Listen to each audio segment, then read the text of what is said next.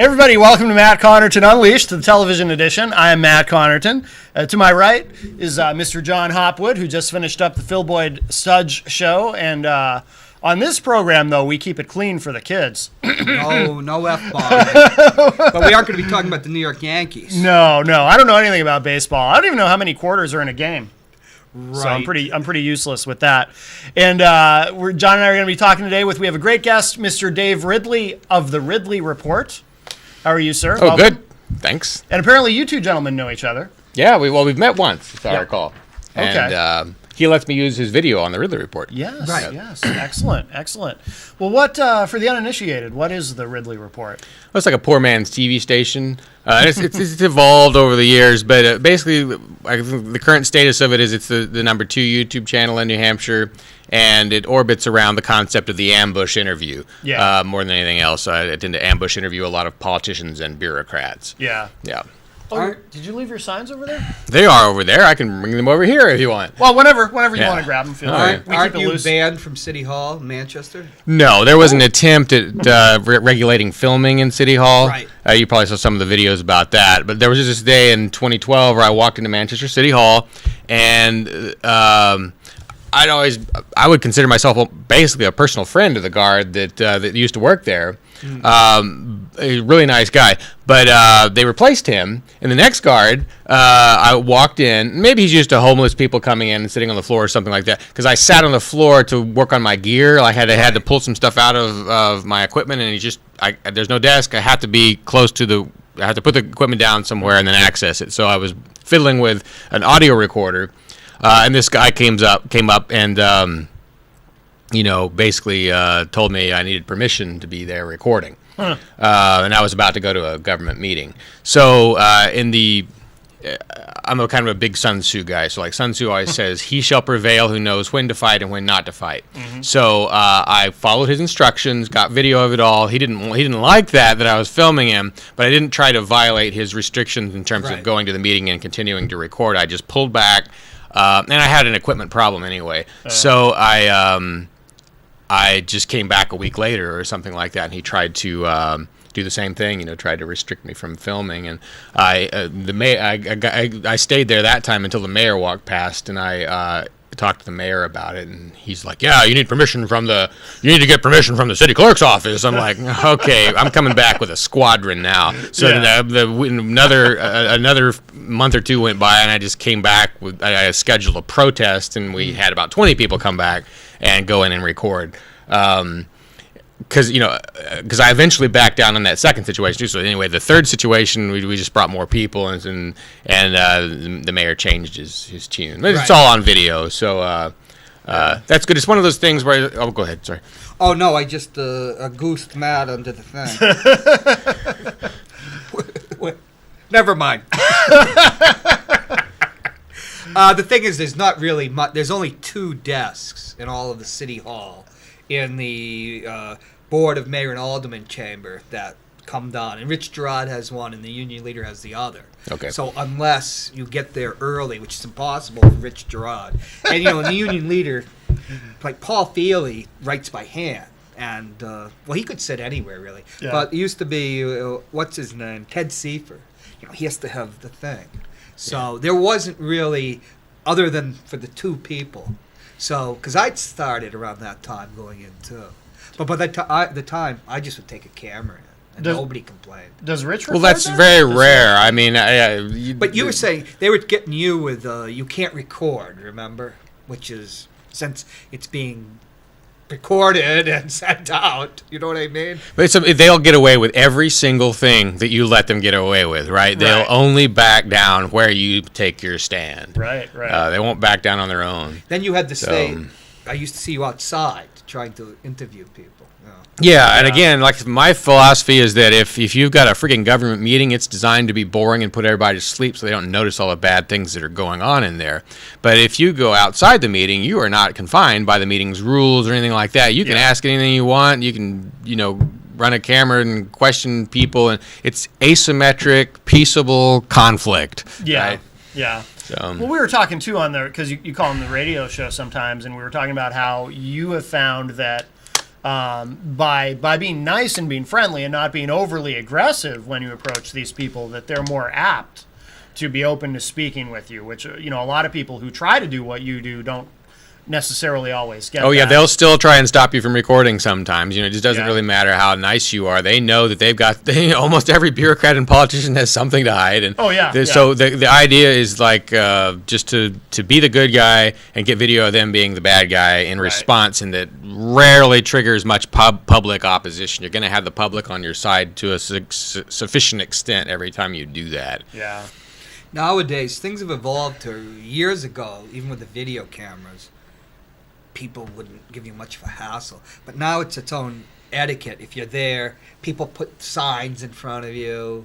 And they says, well, I'm here as I'm a Democrat too. Oh, and then somebody says, oh, that's John Hopwood or whatever. So they take their signs. And the other side, they've got all this etiquette now, Well, I'm confused. I'm not following you. What do you mean exactly? What do you think? Things have got better or worse? Well, it used to be able to go worse. In that, like 2008, you could go film anybody. Yeah. Oh, okay. And then 2012, we got a little more where people didn't want people like us there. Yeah. And somebody that's going to come in and take a video or ask questions or anything. So now people on both sides are like, they'll take a sign and hold it up when you're going to like somebody's, say a presidential candidate's going to register in Concord. And I think that just reached its thing with this, which I think is kind of ridiculous, this the incident of Donald Trump, saying yes, his with campaign manager. Corey Lewandowski. The alleged assault by one of his... Right, alleged assault and battery. To me, nothing happened looking at it. Yeah, same with me. I've looked at the video, and it doesn't prove anything. I mean, it's possible that he grabbed her, but if I were sitting on a jury, I would have to say not guilty based on that video. Well, that's the thing. I would think even a prosecutor's not going to push You'd that. think, but it's amazing the things they will prosecute people for. Yeah.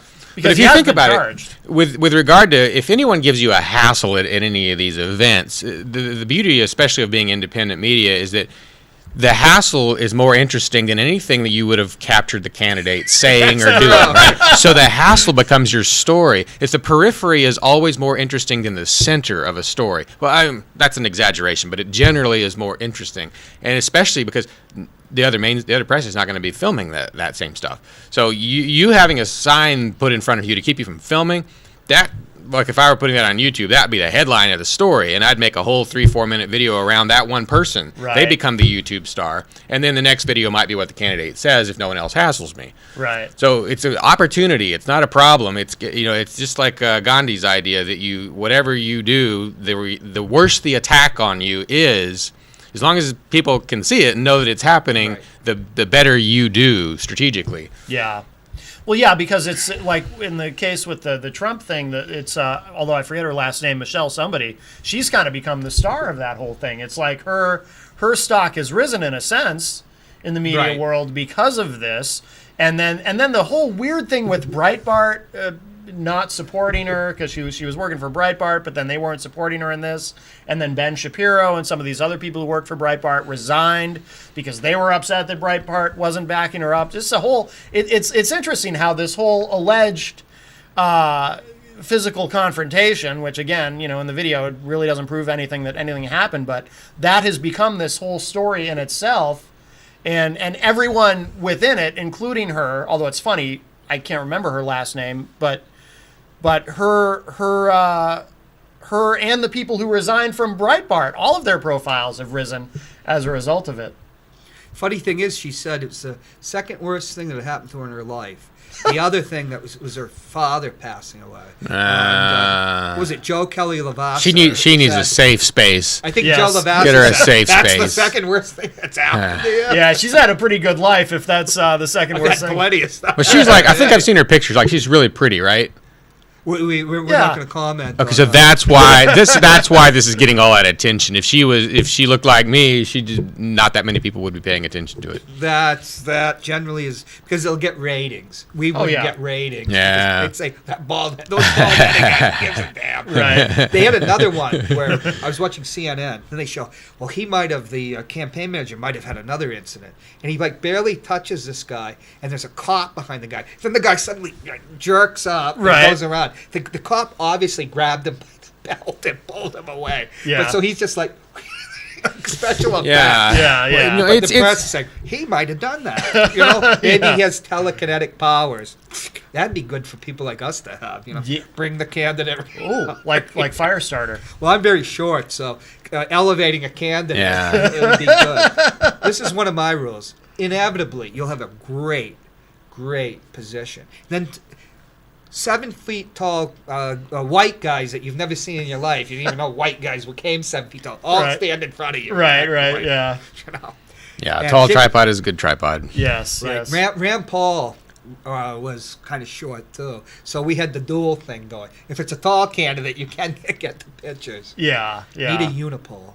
Have you had any kind of physical violence happen during one of your ambush interviews? Well, technically, yes, but nothing that's physically harmed me, you know. Nothing that was the second worst thing that ever happened to you? Oh, well, maybe technically. I'm not sure. I have never rated this one, but I was arrested for trying to film near Joe Biden. It was at the Radisson Hotel in Nashua, and Sergeant Linehan from the Nashua PD arrested me for when they ordered me to leave, which I thought they might do eventually. I did start leaving, but I always go backwards when I in protest, and also because I want to film who's following me, right? So I'm leaving. The cops start pouring out of the building, and they want to know where my car is, and I exercise my right to not answer questions. It's just when a cop asks you a question, it's very important to ask them if you're required to answer, and then to not answer, right? Generally. And so when they were unable to determine for sure that I was heading toward my car, they thought maybe I was just heading toward a fence or something like that. Maybe they thought that. They arrested me, 10, 12 feet away from my car. Anyway, while they were arresting me, the pat-down process involves groping, right? Now, maybe all the Nashua PD officers do it, I don't know, but Linehan handled the junk, while he was... No kidding. I mean, it wasn't like he was trying to do anything prurient. I think this was just probably what they all do. Right. But he definitely made physical contact with the privates, right? Did he ask you to cough? That's the first time that's ever happened to me. He's taking your insane. Yes. Pardon? Yeah. So it's the first time, like, without consent, that sort of thing has happened. So that could have been considered one of the worser things, I guess, that's happened to me. But I don't know if I consider it the second worst thing that's happened in my whole life. There's definitely been cases where people will grab the camera, or they'll try to push me forward. But it's not bad. It's the perfect storm because that gets the video 3,000 hits instead of 300 during its first week on the air. So yeah. But of course, in the moment too, there must be that fear of what if something happens to my equipment? Like, has anyone ever tried to actually break your camera? No, there have been other activists in New Hampshire that kind of thing seems to have happened to. Yeah. But generally, again, it's like I think it was Hulk Hogan supposedly who said that the number one way to avoid being attacked is to not offend. So I'm a little Hulk, who's had his own problems with video. Maybe, yeah. Although he's richer than ever now. That's true. I'm not positive he's the one that said that, but I was thinking it was, and I think that's a valid point. So, although not everyone likes everything I do, I am trying to do stuff that will generally have the public on my side. It's just like in Gladiator, that was Maximus. The name of the movie, right? Yeah, Maximus. So he's gradually getting the people on his side. It's the same sort of thing, except now we use cameras instead of scimitars. Yeah. How long have you been doing this? Because I know you have a background in broadcasting and whatnot. We when you were on the show before on the radio show, I remember we talked a lot about that. But how long have you been doing this specifically, the ambush style journalism? I started doing the Ridley Report in 2007, but I was just filming all kinds of different things. Yeah. But around 2012, the ambush interviews really took over when I started making a proper calendar of all the local government meetings in my areas. Like, I have them all mapped out around New Hampshire, basically. And so anywhere I am, even if I'm just visiting, I will know which government meetings are coming up, and I will try to stand outside them before and after, and maybe attend parts of the meetings, too. But just stand there and ask questions and see how people react. Yeah. And it's a wide gamut. Some people are very nice, some politicians and bureaucrats, and then others will grab the camera, others will try to ban me from being there, and it's just one end to the next. Yeah. But they don't assassinate me. They don't waterboard me just because I haven't done enough to enrage them, I think. Yes. So and maybe that'll happen later. Yeah. Yeah. What's been is one experience stand out as kind of the worst? Well, the Nashville PD arrest probably. Yeah. But again, we won in court. They charged me with trespass, for not leaving fast enough, I guess, or for, I don't know, walking backwards, whatever. Still not sure exactly what they arrested me for. But they charged me with trespass, criminal trespass, and that was defeated in court. And so that was of some value. But the other incidents, I'm trying to think with regard to. This is not a terrible incident, but it's funny. I live in Bedford, and I was invited to the Bedford Republican Party meeting. And again, this is not near the worst thing that's ever happened to me.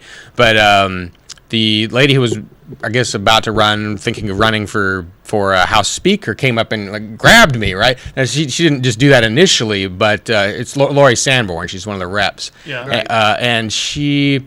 Wanted to get me to leave, and so I said, "Well, wait, here's my invitation, right? I'm in the Republican Party, and you sent me this junk mail inviting me to this event, And she was so frustrated by that, she just grabbed me and started pushing me toward the door. No but kidding. I don't care. It didn't hurt me, and it's all on video, and it gets a lot of hits, and so that's an average kind of event. It's not the worst one.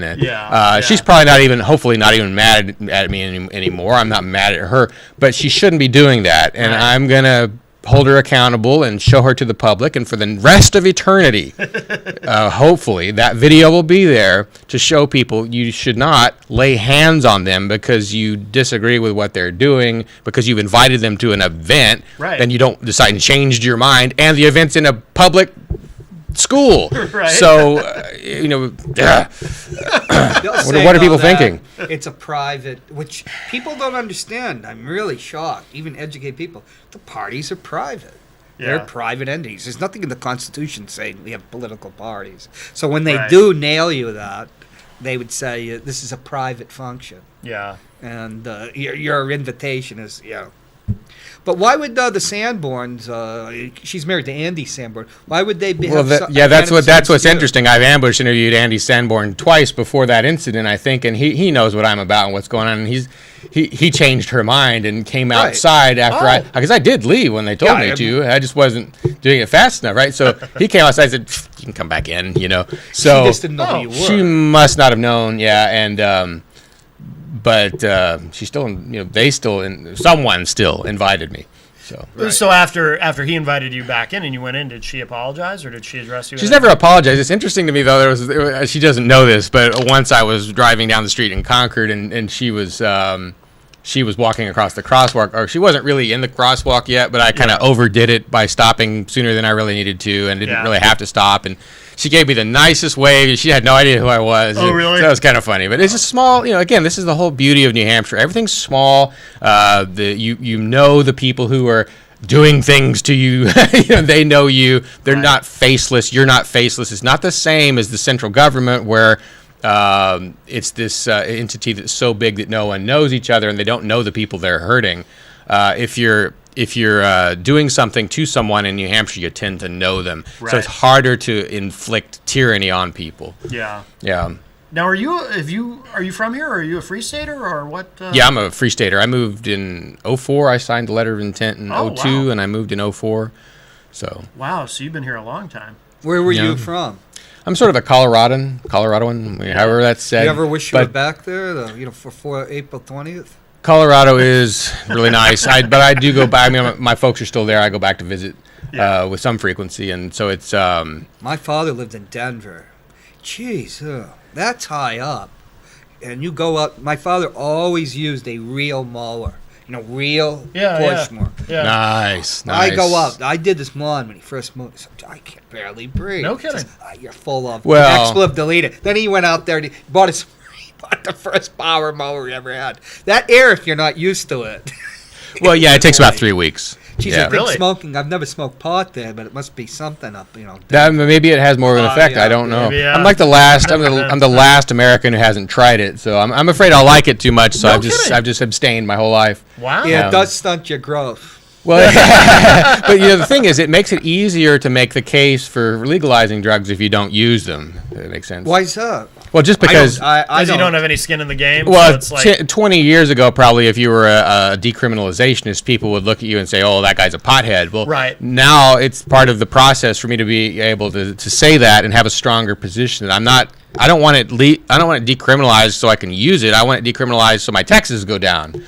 Would you consider Ian Freeman, of Keene, who is a prominent Free Stater? Although I think a lot of Free Staters, like particularly here in Manchester, I know, try to distance himself.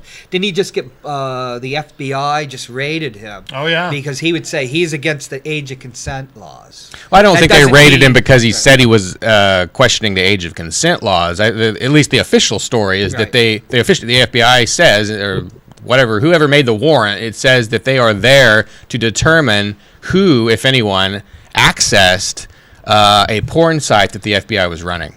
Does that make sense? Oh, somebody Yes. from his site or his computer. Yeah, I shouldn't say his porn IP. site. I should say child porn site. Right. Yeah. So the FBI was running this child porn site that they had taken over for, I think they ran it for a couple weeks, to try and figure out who was visiting the site and then raid some of them. And so allegedly someone at his, well, I don't know, the house where he resides, someone at the house where he Keene, resides, yeah. that's the best way to put it, allegedly accessed that website.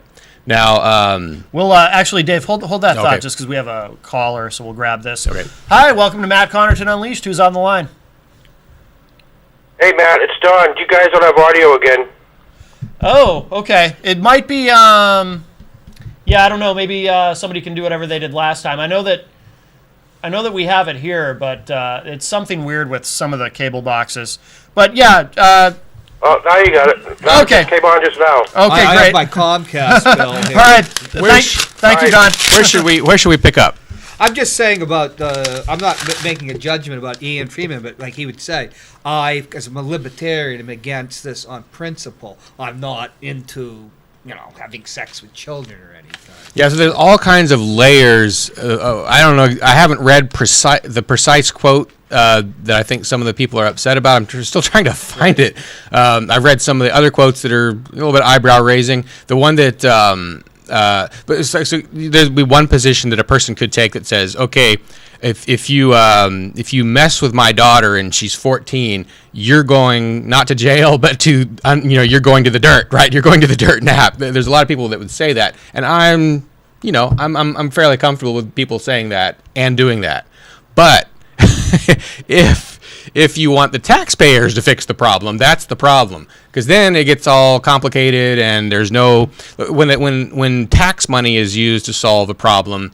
Then you start to lose track of what really happened, because the authorities say, oh, we can prosecute this person and we're getting endless money. Suddenly they're not objective anymore about who did what. Well, you'd be more talking about like the war on drugs, I think. Well, yeah, it Including applies. the confiscation. Yeah. You don't even have to be convicted to have.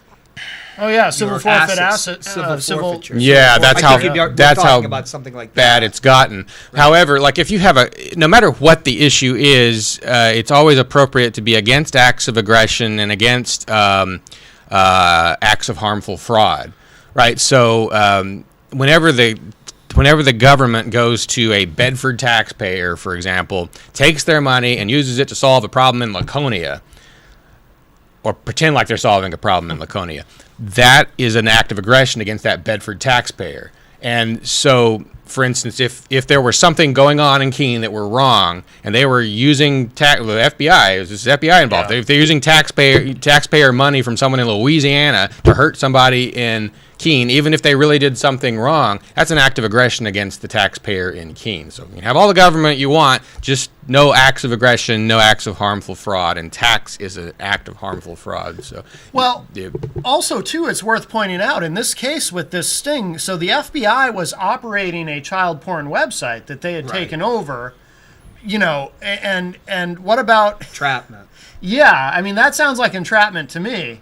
Yeah, but child pornography has a lower standard of proof to get either a search warrant or to make a case when you go to a grand jury. It's all Because for the that's considered children, a more right? Heinous crime. Yeah, and it is, but I mean, if you think about this, so the FBI, I mean, how many people may have visited that website who will never be prosecuted if this was already a pre-existing website that they then took over. So in order to, in theory, carry out a sting against somebody who was visiting that website, or who someone may have accessed that website via their server, they're also providing this.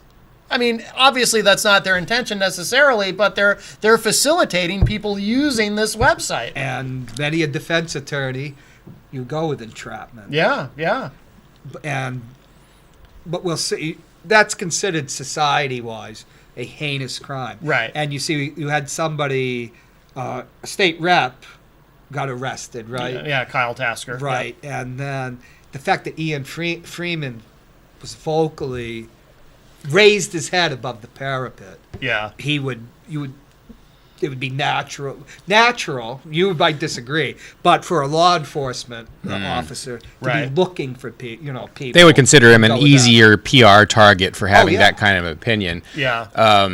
But yeah, it's like because we were talking about how you think not being going back to the original discussion that you don't use marijuana makes you more.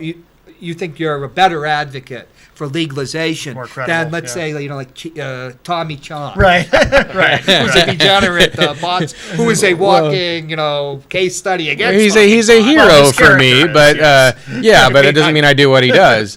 I've seen a couple of those in California. Yeah. Oh, no doubt. But it's also supposedly, according to Dave Minson, one of the other Free Staters who moved really early on, he says that he was around in the 60s, and he said that basically, drugs kind of briefly became legal, and the Nixon administration used its new war on drugs because it was scared of hippies. It wanted to get the hippies out of the political process, stop them from being a political threat, get them off the streets, get them in the jails, and they couldn't do it because they were carrying signs or had long hair. They had to figure out something else, so they made a war on drugs. Well, so I don't want the to. drug So that makes enforcement agency. there's a connection between activists and drugs in many cases, between government people and drugs in many cases. Everyone almost uses them, and so that's what they use to get you if they don't like what Right. you're saying. Does that make sense? So. Yeah. yeah. It does.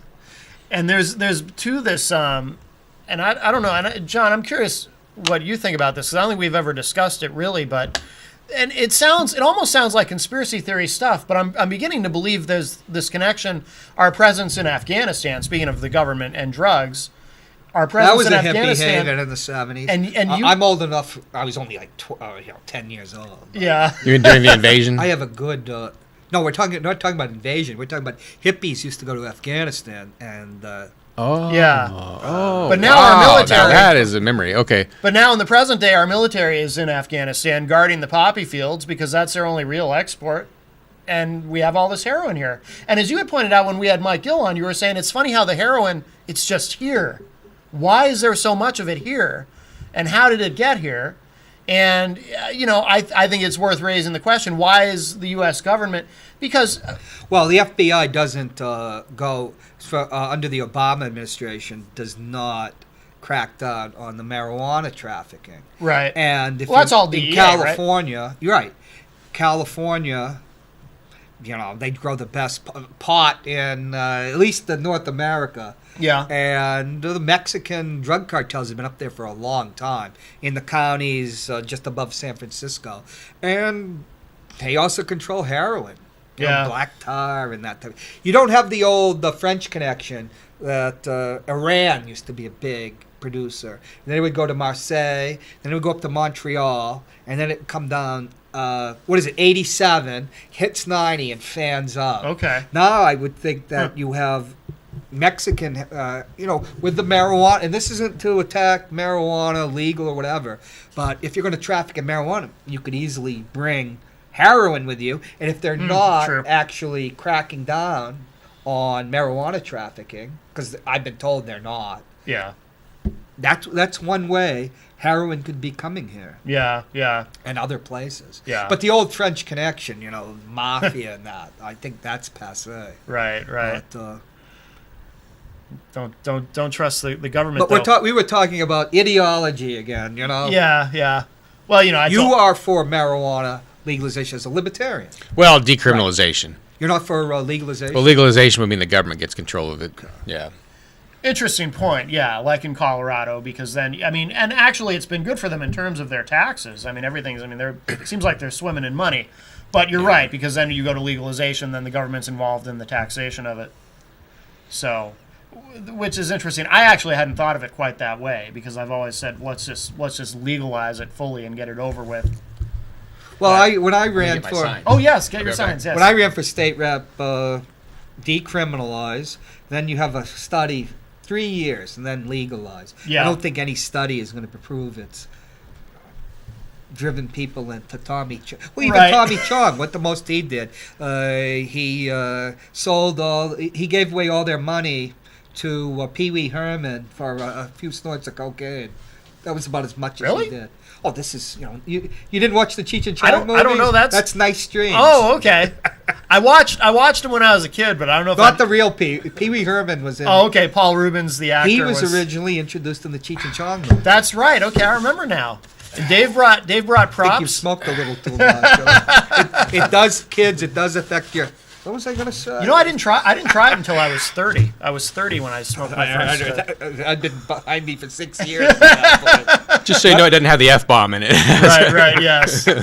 Tom Massing. So let my people go. So this is. free.com. I wanted to introduce people to the concept of the solo protest, right? Yeah. I took this to the Valley Street Jail over the weekend. Had a yellow flag and Who's in the Valley Street Jail right now? Is it I don't just know. a generic thing? people it shouldn't be. Somebody just died there. Yeah, that was yeah. part of what got my attention. So I just did, carried the yellow flag, brought a tripod, camera, got a few pictures of myself. I'll put it on YouTube. And the idea is that if you protest by yourself against something you don't like what I don't like is there's all these victimless criminals in the Valley Street Jail, and I don't. If you schedule a protest, you have to set a time. You have to worry about the weather, maybe having to change it, or not being able to change it, and coordinating all these people and committing to it. So if you protest by yourself, you can just show up whenever you feel like it, right? Whenever Right. it's convenient for you. And in this case, it entertains the inmates just as much. They were all banging on the windows and whatnot. So hopefully it made their day a little bit brighter and, reminded the people that work there that they're the bad guys. And that's just something that I've started doing. Used to do it a long time ago, and I've kind of restarted it. How long were you there doing that? Oh, just about 45 minutes. Yeah. Yeah. No one bothered me this time. Now, there have been cases where, I've been to demonstrations at the jail, and they'll come out and tell you can't stand on the freaking sidewalk. No But kidding. after getting videotaped doing that a couple times and then realizing they were wrong and they were also having to retreat on video, they stopped doing that. So, Yeah. Good. All right. What's your other sign? Oh, I'm not sure. Let's check and see.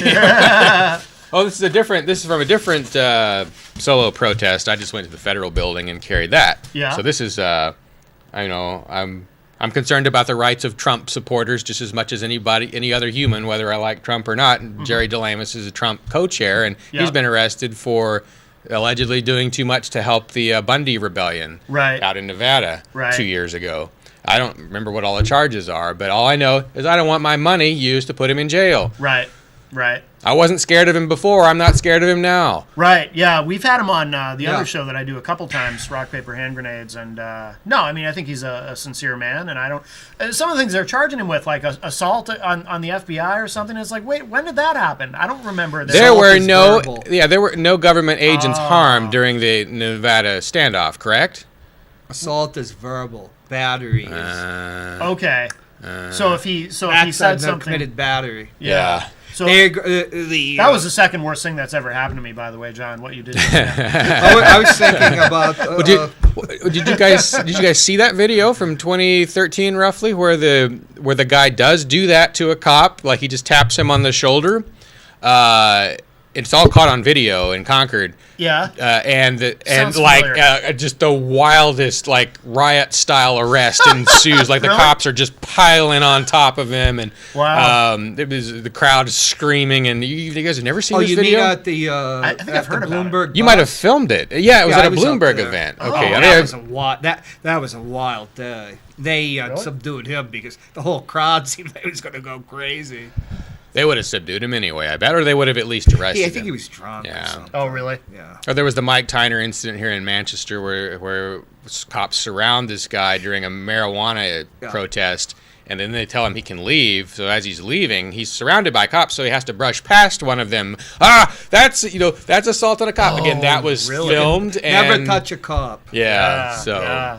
Oh, wow. That's just not something protesters are told either. Right, right. If you're in the criminal demi-monde, as we say, you don't touch a cop. Yeah. Unless you're very well connected. Yeah. Well, I went up to Concord PD during a demonstration there and talked to the chief, and he reached out and tapped me on the shoulder or something like that. He said, "I can do it. Yeah, it's okay. It's okay to touch people." I'm like, "You guys just arrested a guy for doing that." He's like, "Well, you can tap me on the shoulder." I said, "I'm sorry, I am not tapping you on the shoulder." It's always within the context. This is the old Yeah. chief, the one that I don't. There's a new chief now, but It's always within the context, though. Whether there's I don't know if they have a new test.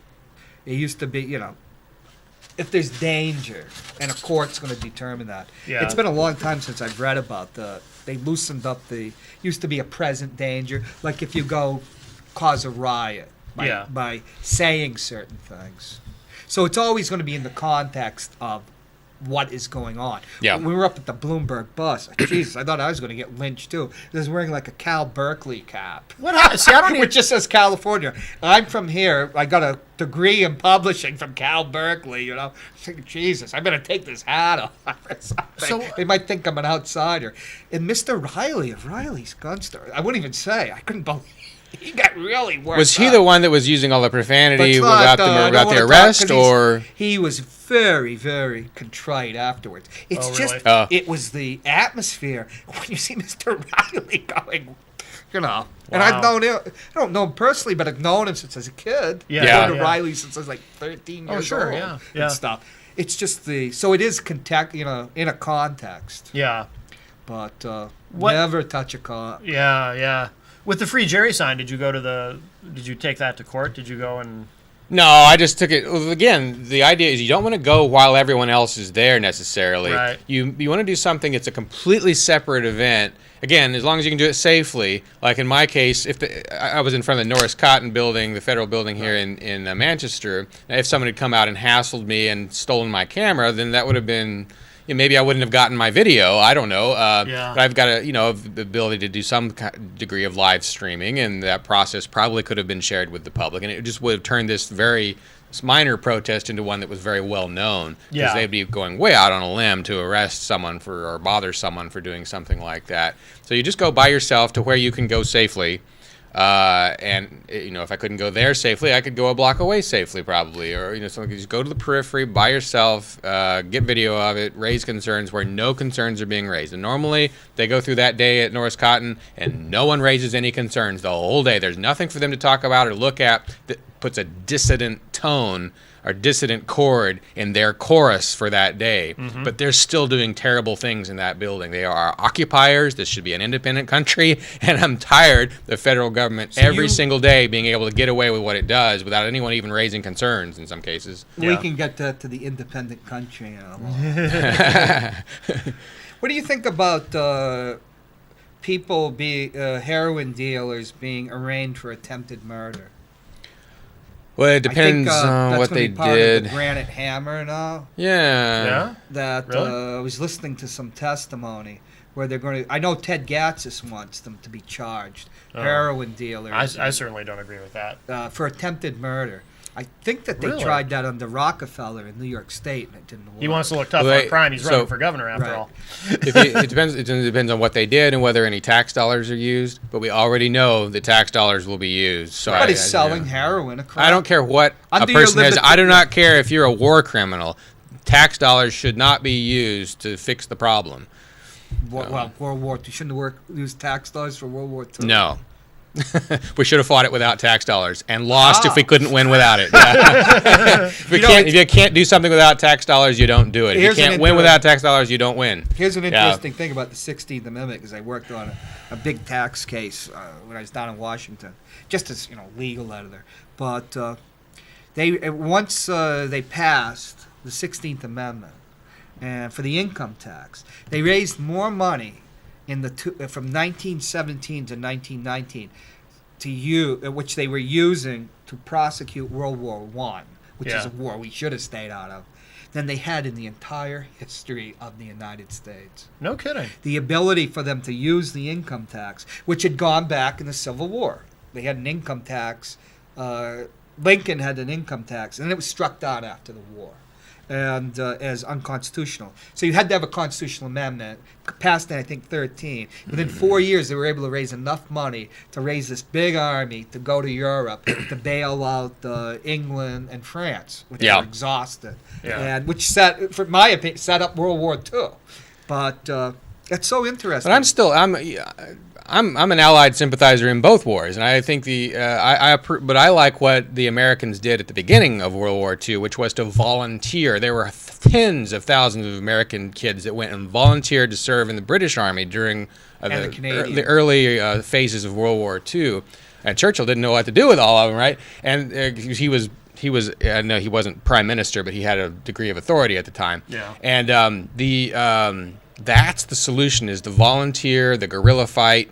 If there's a foreign occupier or a foreign threat, it's the individual and the militia and the private organization that can save a country without tax dollars. I believe it could have been done more effectively in World War II without the government involvement.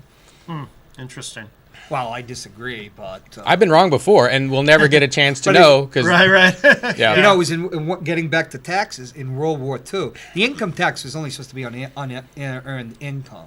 You know, we already F-bombed on my show. Right. What my Aunt Isabel would call the rich bitches. You know, coupon cutters, people getting unearned income from investment. Yeah. Because traditionally, going back to Roman law and the Greeks, whatever you make as a part of your labor is you. Your labor is of yourself. So if you're creating stuff from your labor, it's not income, it's part of you. But in World War II, they realized, Jesus, we got to create the army to fight two wars, specific. We've got to tax everybody. Yeah. So they just threw open, almost everybody's getting taxed at that point. But even from it's taxation that allowed us to get into 2 world wars, and then you're thinking these ridiculous wars we're involved in now. Oh yeah, yeah. And it's all on a credit card now. It's all in debt. Of course. That doesn't disappear. I've been saying, and I haven't really gotten any pushback on this yet. It surprises me, but I would not encourage anyone to join the military today. Any young person who's considering doing that, because you look at the way we treat our veterans and the way, when you enlist in the military, people do that thinking that they're going to go and fight for their country.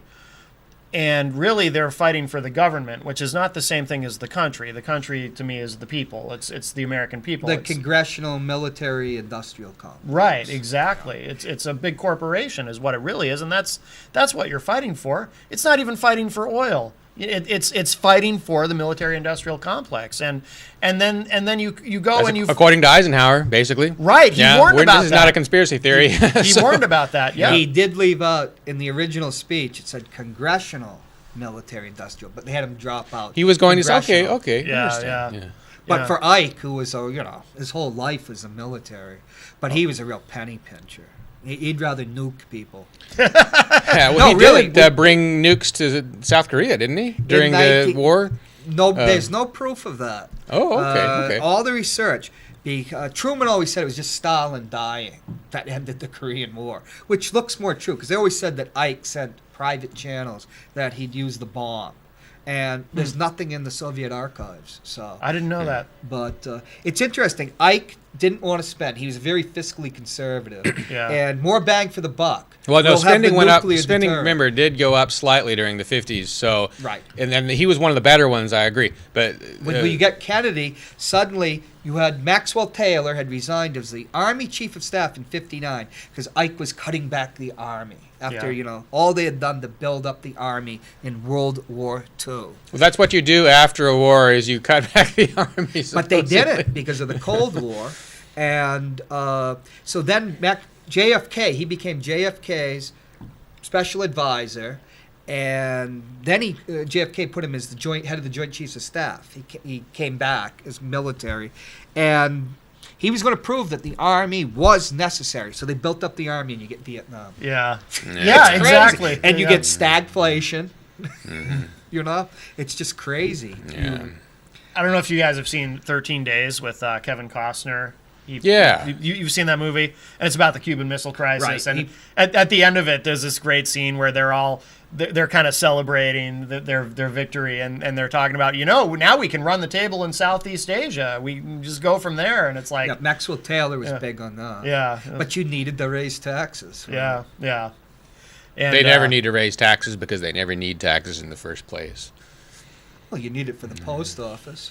No, That's you in don't. the Constitution. FedEx doesn't need taxes, last I checked, unless I'm missing something. Post office, and you just need a navy, a little Coast Guard. Yeah. Well, again, there's no reason why individuals should be allowed to own destroyers and Aegis missile cruisers or whatever. They should be able to own all these things. And if that were the case, this country would be absolutely untouchable and it wouldn't cost anything. for Well, taxpayers. we would be having civil wars every day. No, but again, remember. You weren't here when Mel Thompson Civil War. wanted our National Guard to have nuclear weapons. Oh, We were are you serious? fighting over lobster beds with Maine. But see, remember, the countries that have a heavily armed individual populace don't have civil wars. Look at Switzerland, especially where it's legal. In Switzerland, it's lawful for everyone to have a firearm. Yeah, 'cause In they have a Bosnia, there are a lot of guns there, but it's always been a little bit iffy as to whether you can have them or whatnot, and that's where the people killed each other. Very similar ethnic situations in Switzerland and Bosnia. Very similar countries in almost all respects. And yet in Switzerland, they don't kill each other, even though they hate each other. In Bosnia, they killed each other even though many of them were married to each other.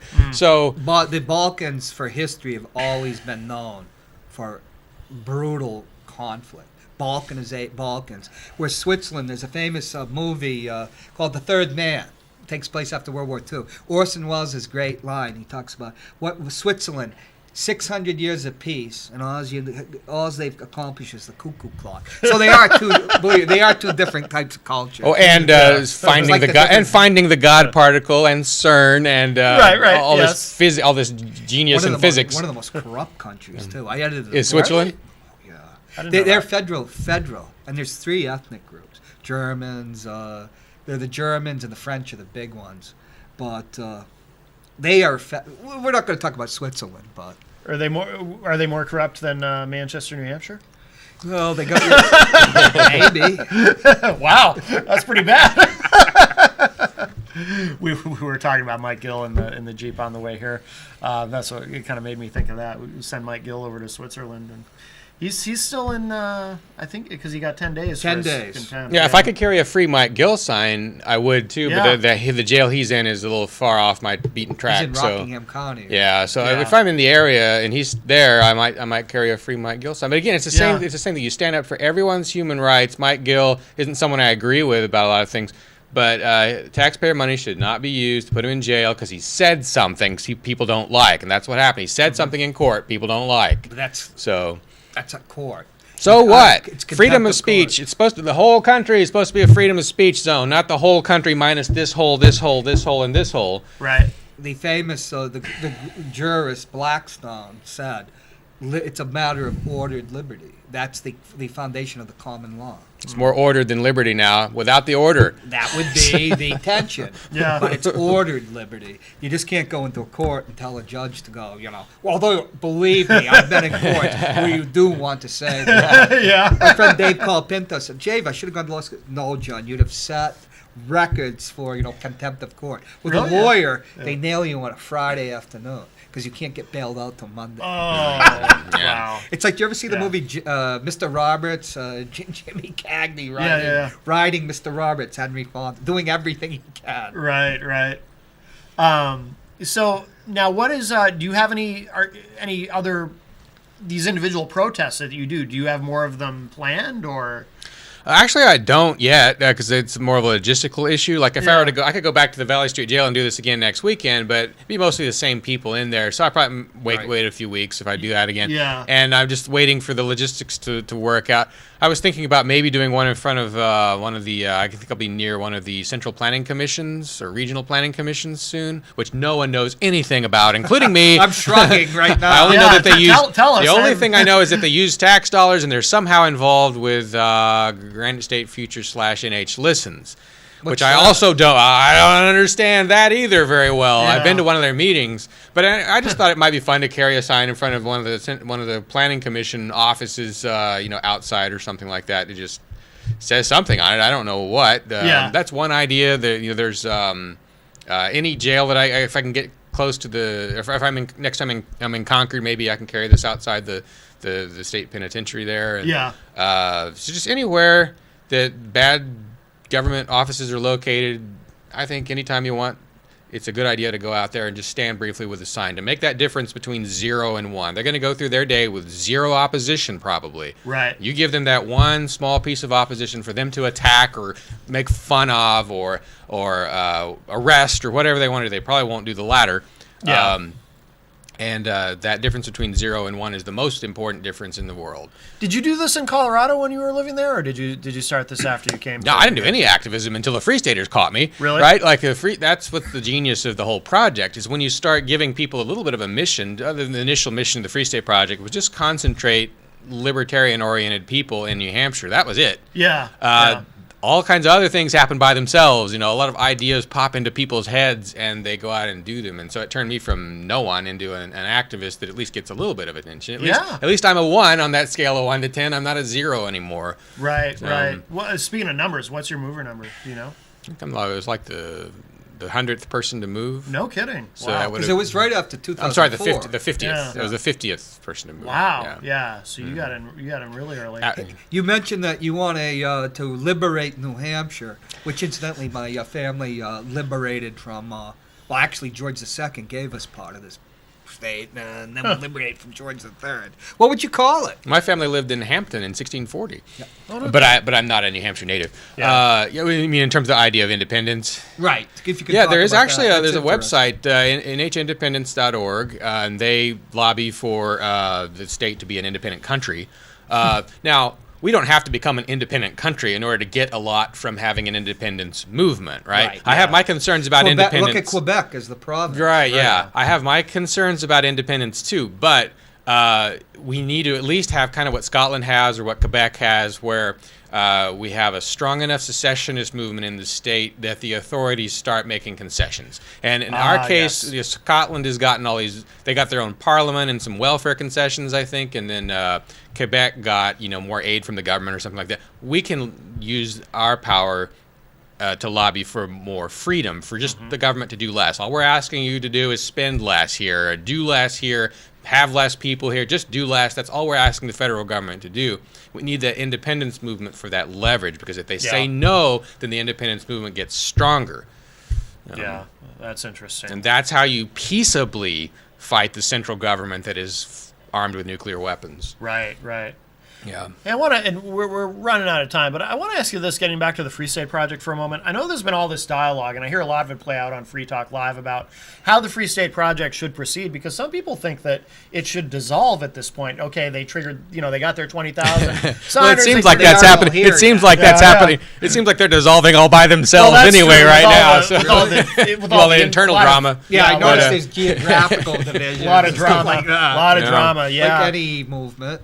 But I think it's odd, the idea that, like I said, some people are saying they should dissolve, mission accomplished. And to me, that seems strange. Bring more people. Right, exactly. Why not? So what? They hit the goal. Still, might as well get more signers. And plus, somebody needs to be doing the outreach to get as many of these people who signed to actually follow through and all that. I mean, what do you think? I tend to think you keep it going. It's got some good things going for it. I'm not as angry at the Free State Project establishment as a lot of the Free Staters are. Yeah. I don't know exactly what all they've done, and few of them have really spoken up in their own defense. And that's one of the problems is you don't see, like a lot of times the government is now, or the media is now going to Free State Project people and asking them questions, and the Free Staters are Free State leadership is like responding with no comment or they're not reachable or something like that. Yeah. That's bad juju. You don't do it. The media asks a question, you got to answer it. Right. So- But isn't that part of the freedom of being free Yeah. and dedicated to freedom and libertarian? But that would be a little bit like me working for a company and being free to not do any work while I'm being paid by them. Hey, the So- New York Times just had a Yeah. good thing: how to handle manage a company with millennials. They don't Really? work. It's going 20 years too early. Oh wow, that's funny. Yeah, so you think it should continue? I know a lot of people are mad because the FSP decided to distance themselves from Free Talk Live and Ian Freeman. Well, more than distance, really, basically. Yeah, there was a lot of tension, but that's been building up over a few Yeah. years. Yeah. It seems to me like the appropriate thing, I'm thinking long term, I'm thinking 10, 20 years down the road, what do we do? Bernie Sanders. We don't want freedom just for New Hampshire. I'd love to see Texas and Colorado and California be able to have a little more freedom too, and North Korea. So I have maybe this is dangerous to say, but I think I have a libertarian expansionist philosophy. No violence can be used, but you can expand liberty the same way that New Hampshire almost expanded into Killington 10 years ago, in Vermont, where towns will start. Right. Parts of the United States will start seceding to us. They'll start trying to become a part of New Hampshire. It's already been done almost. Right. Some And, of the yeah. counties in Northern California were going to hide themselves off. So I think Really? that's the long-term mission. If and when join we, Idaho, I think. No Yeah. kidding, really, if and when we, California's remind me a lot of New Hampshire. really, yeah. Yeah. Oh, that's interesting. But yeah, Huh? Anyway, once if we can establish freedom in New Hampshire, there's more steps after that, and we don't have to let the whole world be eaten by tyrants, and we can do something about the rest of the world. Yeah. when I brought up So- Bernie Sanders, though, there was a conscious movement of a lot of people that were extremely liberal-minded, I'd say. Like Bernie was an actual genuine socialist and still is. And hippies, quote-unquote. And it changed Vermont in my lifetime. And now Bernie could only have been a product of Vermont. Yeah. Right. Minnesota, which has a lot of Republicans too. You can get some real liberal, traditional New Deal liberals, but you couldn't get a Bernie Sanders outside of Vermont. But you couldn't get Yeah. a Craig Benson hardly anywhere else but in New Hampshire, and you couldn't get I think that's true. like a Jen Coffey would hardly exist in somewhere like Colorado or New Mexico. She's a state rep here, and she's principled, pro-freedom. It took generation for that to work to where Bernie could get elected. Yeah. But once again, you have a multi-party system in Vermont. You don't have that in New Hampshire. Which when I came back after 38 years, I would think the House with 400, you would have multiple parties. They which did I would briefly. like They to briefly see, did. There which were I would like to there see. were 4 actual Libertarian Party members elected as Libertarian Party members in the 90s. I think yeah. that's democratic and good with that. When you just Republican and Democrat, you have very uncomfortable alliances going. But on. it's actually possible to use just a 2-party system to get a great deal of leverage. I mean, if you look at yeah. how much traction the Free Staters have gotten in the Democratic Party and especially the Republican Party, they don't need the Libertarian Party. They're doing pretty well, Well, I kinda just using the disagree, major but- parties. I'd like to see the 2-party system destroyed personally, but I'm a multi-party system. Yeah, I believe we should have a parliament. yeah. As long as I'm sorry.